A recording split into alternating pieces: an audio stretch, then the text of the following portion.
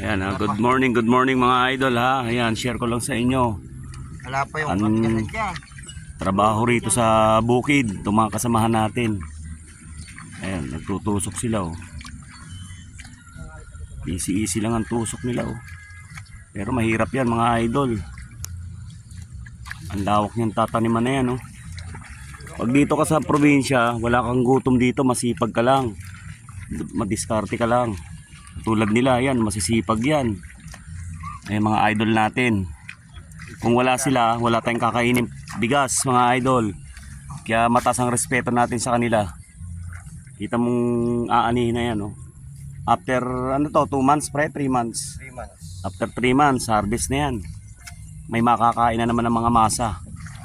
Kaya ang mga farmer sa atin, malaking bagay yan.